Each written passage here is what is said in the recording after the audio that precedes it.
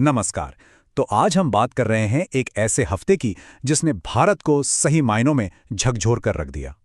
एक तरफ तो सत्ता के गलियारों से कुछ ऐसे चौंकाने वाले राज सामने आए कि यकीन करना मुश्किल हो गया, और वहीं दूसरी तरफ आम लोगों के हौसले और अदालत के एक बहुत बड़े फैसले ने उम्मीद की एक नई बत्ती जलाई। चलिए इस पूरे उतार चढ़ाव वाले सफर को जरा समझते हैं। ये कहावत अरे बिल्कुल फिट बैठती है हमारी पहली कहानी पर। ये हमें याद दिलाती है कि सत्ता और ताकत के ऊंचे गलियारों में अक्सर कितने गहरे और परेशान करने वाले राज दबे होते हैं। तो चलिए सबसे पहले उन दो खबरों पर नजर डालते हैं जिन्होंने न सिर्फ देश में बल्कि पूरी दुनिया में सनसनी मचा दी और हमें समाज की कुछ ऐसी कड़वी सच्चाइयों से रूबरू करवाया जिन्हें देखकर दिल दहल जाए। जेफरी एप्स्टीन मामला ये कोई आम खबर नहीं है, बल्कि एक भयानक हकीकत का पर्दाफाश है। जरा सोचिए, दशकों तक दुनिया के कुछ सबसे शक्तिशाली और जाने माने लोग एक प्राइवेट आइलैंड पर घिनौने अपराधों में शामिल थे। अब जो डॉक्यूमेंट्स सामने आए ना, उन्होंने इस पूरी साजिश की परतें खोल कर रख दी हैं, और इसमें इतने चौंकाने वाले नाम और दिल दहला देने वाली डिटेल्स हैं कि यकीन करना मुश्किल है। ये सिर्फ एक नंबर नहीं है, ये 15 से ज्यादा उन जिंदगियों की कहानी है जो बंगाल के आनंदपुर में वाओ मोमो के गोदाम में लगी आग में खत्म हो गईं। पर कहानी यहीं नहीं रुकती, बल्कि इससे भी ज्यादा भयानक है।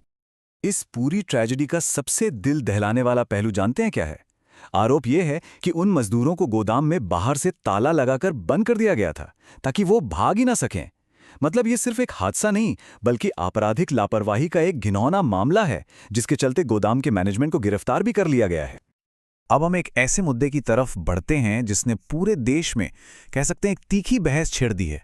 एक ऐसा मुद्दा जो शिक्षा, बराबरी और कानून के सवालों को लेकर समाज को कहीं ना कहीं दो हिस्सों में बांट रहा है।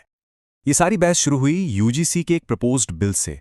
मकसद तो सुनने में बहुत नेक था, हमारे एजुकेशनल इंस्टीट्यूशंस में जो जाति आधारित भेदभाव होता है उसे जड़ से खत्म करना। लेकिन इरादा कितना भी अच्छा हो, असली पेंच था इसे लागू करने के तरीके में। जो लोग इसकी आलोचना कर रहे थे उन्होंने तीन बड़ी चिंताएं जताईं। पहली, कि भेदभाव की परिभाषा सिर्फ एक तरफा है। दूसरी, इक्विटी स्क्वाड बनाने का आइडिया जो काफी विवादित था। और सबसे बड़ी बात, इस कानून का गलत इस्तेमाल रोकने के लिए, मतलब झूठे मामलों से निपटने के लिए कोई सेफ्टी मैकेनिज्म था ही नहीं।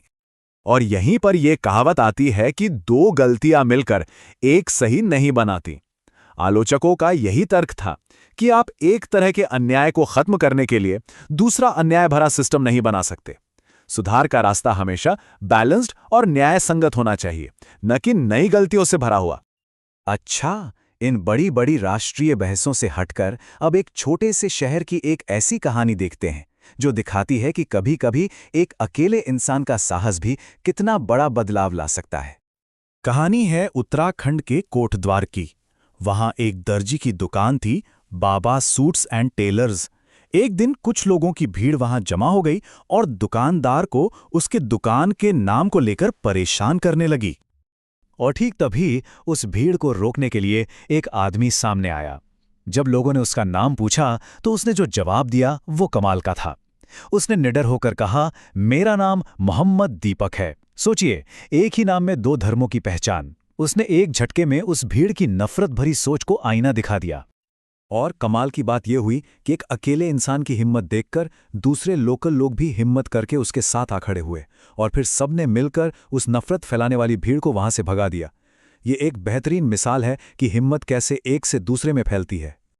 चलिए अब आखिरी हिस्से की ओर चलते हैं। ये सुप्रीम कोर्ट के एक ऐसे फैसले के बारे में है जो आने वाले समय में एक बहुत बड़ा और पॉजिटिव बदलाव लाने वाला है। तो हुआ यह है कि सुप्रीम कोर्ट ने एक लैंडमार्क फैसला दिया है जो भारत में लाखों लड़कियों और महिलाओं की जिंदगी पर असर डालेगा। अदालत ने कहा है कि मेंस्ट्रुअल हाइजीन यानी मासिक धर्म स्वच्छता शिक्षा के अधिकार का एक जरूरी हिस्सा है, और इसलिए अब ये एक मौलिक अधिकार है। तो सवाल यह है कि इस फैसले का जमीन पर क्या मतलब है? मतलब सीधा है, अब हर स्कूल को अपनी छात्राओं के लिए सैनिटरी पैड रखने ही होंगे। इतना ही नहीं, लड़कों और पुरुष टीचरों को भी इस विषय पर एजुकेट किया जाएगा, और जो प्राइवेट स्कूल इसका पालन नहीं करेंगे, सरकार उनकी मान्यता तक रद्द कर सकती है। तो ये सिर्फ एक कागजी फैसला नहीं है, ये एक असल बदलाव की शुरुआत है।